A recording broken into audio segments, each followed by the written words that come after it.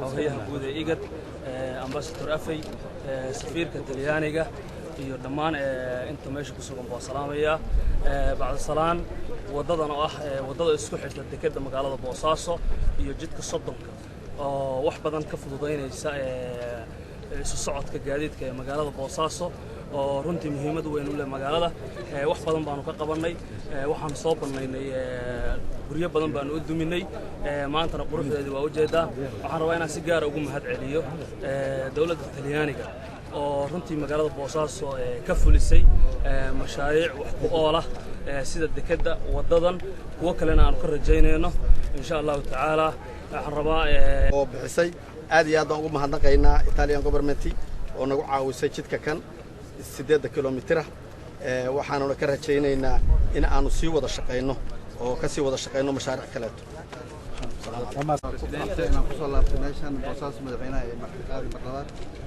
Ancora una volta per un'occasione felice, un'inaugurazione.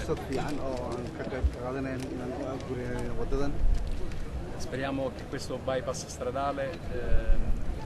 serva allo sviluppo economico della città e di tutta la regione.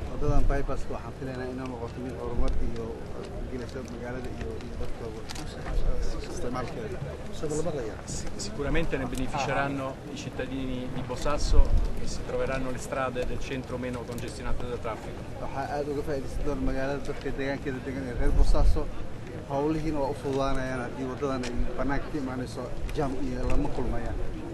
Comunque speriamo che questa non sia l'ultima occasione per venire a Bosasso per inaugurare qualche infrastruttura.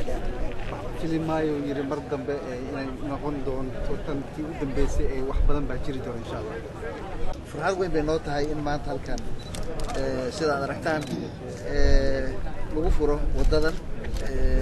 laga soo sheekeeyay ilaa 8 kilomitir ahayd isugu jirtay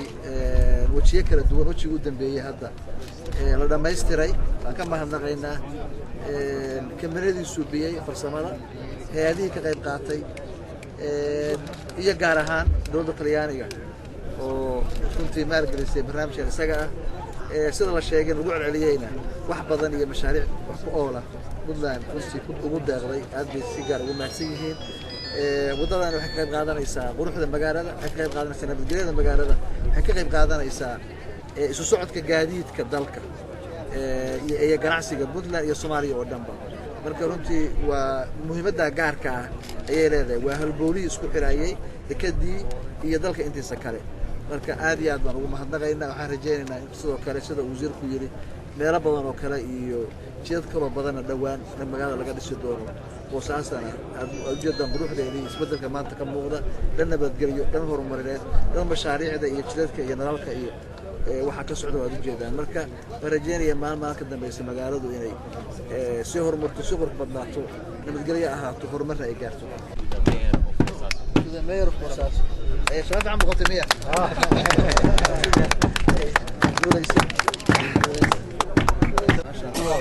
سلام سلام سفير سفير بان